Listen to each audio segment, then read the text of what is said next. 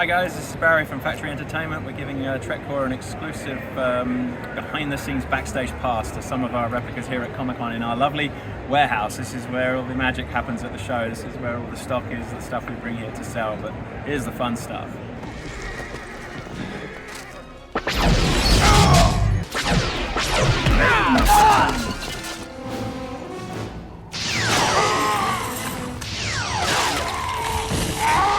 So again, it's fully functional, turns on, and you know we know that this appears in Star Trek 5 and 6, so we do have the two different sounds. We have the one from 5, and then we have the different sound, you turn it, and we have the sound from 6, which is noticeably different. You have the fire ready charge indicator, I guess, here.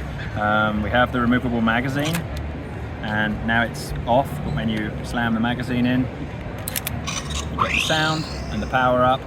I have a little butt plate here, it's different, we've changed it.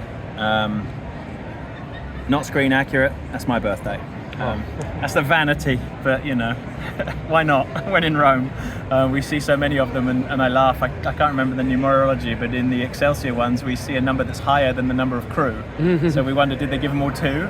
We never know that one's never been explained. I'm guessing that was probably somebody on set's birthday as well. Yeah. Things that we couldn't do previously, we do have now. A fully operational P1, you can remove it and it is independently operated and will make sounds by itself. Only kills, no stun.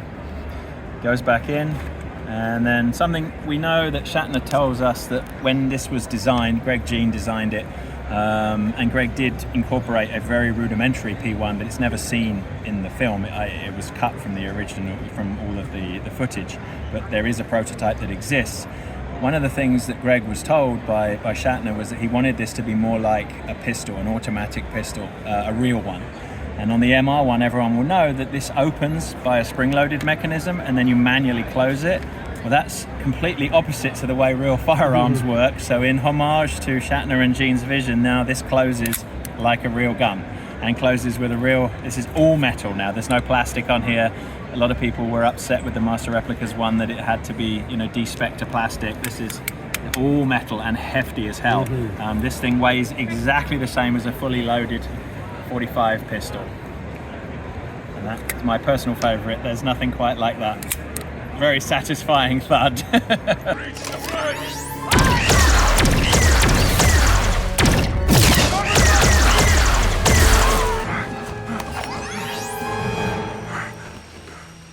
It's not on stun. So here we have our Strange New Worlds phaser. This is a production piece. This is final ready product, and I can't feel the weight of this, but again, it's another heavy piece, all die-cast metal everywhere here. We've actually got very little plastic on this product at all. It's almost solid metal, very similar to the original prop.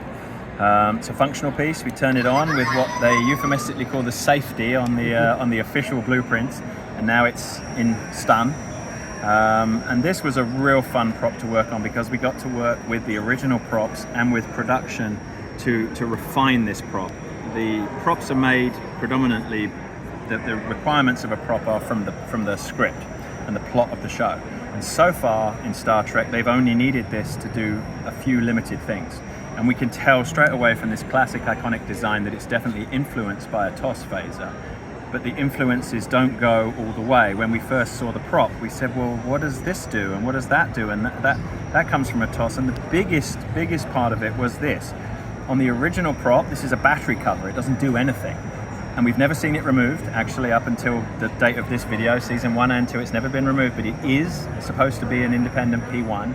So we worked with production to design it as such. And so it is now, canonically, because they have accepted and agreed with us that this is how it will function and work, that now is essentially dead. All of the power is in this unit, and here we have stun, and we can move forward to kill, and we have a third setting which is overload, and in all of these 3 positions it has function. It will actually fire, it's stun, apology, range safety for pointing it at the camera, but let's kill. And then the overload setting I'll just start for you, but this was actually created purposely for us by production. And we said, well, all these phasers overload. And they were like, oh yeah, true, okay. So they built us a special sound sequence and they really went to town. You probably won't pick this up, but it goes for a full minute and it's building in crescendo. You probably can't hear it here. It's getting louder and louder and louder and louder and louder, and it goes on and on and on and on, and eventually will explode. You can shut it off, so we turn that off. So we can set this into anything we like, stun, kill, whatever. Once we put it back into it will remember what setting it was in when you took it out. So if you put it in kill here, we had it on stun first, it now goes back to stun. So there's no accidental killing of enemy combatants here. You're okay. Does it overload when it's connected? It does also, so it has a second, and you'll probably hear this is a different sound, so we can put it into overload here. You hold down the trigger, and then this will begin to flash momentarily, and now you get a... when they gave us the sounds, we were like, wow, they're gonna go on for ages and ages. That's cool. You're getting a feedback loop now, and when it does go off, we'll save that for another time because we really don't have the time. So there's that. We got a clicky feature here. This was not on the prop, but we know on the original TOS phaser this was part of an adjustment feature. What some people call the dilithium chamber. We make it move here. It's got a click setting. Doesn't do anything because there's not been any understood canonical requirement. And then we have this safety, and what you may not hear is this constant power on sound. This was an interesting feature of the new Strange New Worlds phasers. I kind of love it. You know it's ready to go because it's constantly making this noise. And you do also then have the different settings. And you have, in stun you don't have it because there's no repeat stun. But when you put it in kill, you have single shot, and you also have continuous fire, which again is something you've not seen before. So that.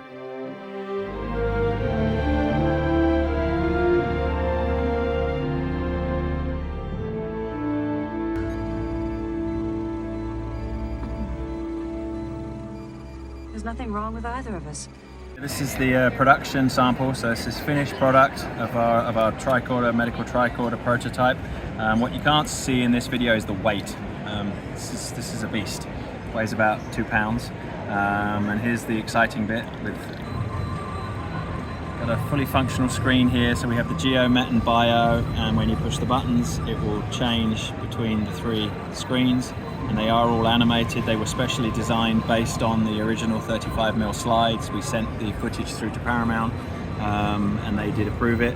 Whether the camera will pick it up or not, that's a 720p screen, so you do get some decent. Pretty hard to read. Some of the smaller font on, say, some of these is really tiny, but it is there, and we did them at full size. The eagle-eyed among you will notice this is not a 35mm slide, and it isn't even the right format to a 35mm slide. Sadly, they don't make screens in that size. They're just not something anybody wants. And the edition size, remember, on this is very low. We're making no more than 1,000 of these, so it's not practical for us to commission somebody to make 1,000 screens. So we have to use what we can. So we've sort of improvised here, but I think the end result you finally get. I was really shocked to learn when I first learned that it was only a 35mm slide, because I could swear that when I saw it on camera it was real, and the suspension of disbelief was so good. But yet to learn that it was just this fairly rudimentary thing, but now finally we get to make what I think was the original intention of the prop makers. We got sound is activated on the door, and we've used a combination of switches. We do not have any wires running through the hinges this time, which is anybody who's had experience with these will know that's a good thing. We do have the hand scanner in the top, which is removable, and if I open it up we do have the chasing light pattern. We've gone with this pattern because it's in 2 fairly good episodes that I personally love. There is no correct one. There were various different patterns. We chose this one because we like it. Hope everybody agrees with us. We've changed the mechanism here. On the original prop, this was a vac form plastic like you get on a yogurt pot or a water bottle, and it would grip the scanner, but after it was used a few times it became loose, and if you watch carefully you'll see a lot of the time that Gates is holding it like this, or she's holding it in, because if they turned it upside down it would fall out. But as you can see, this does not come out. It's connected with magnets and with a physical connector. There's a little foam pad here, so once it's in, it is in. This is machined aluminum, works independently, and there you go. So these are batteries, but the tricorder itself so is this is charging. Batteries, and this will be it meets the new legal requirements for these types of batteries. There is a cover over the top inside with a screw, so you will be able to buy this in countries that button cell batteries are now controlled or restricted, so we're aware of that. But the Tricorder is kind of clever. We're kind of proud of this. You pull the top off and you've got 2 charging ports here. This is the port to charge, and this is the port to charge, and this is the port to connect the head unit. So for example, if you actually put it together and it's working and it comes on, if you pull the head off, everything dies. So you plug this in here and the light will come on here red while it's charging, and when it's fully charged the light will go green. You just unplug it and use it. There is a LiPo lithium polymer battery inside. Here's a big square block, similar to what you would find in a drone, and they are replaceable.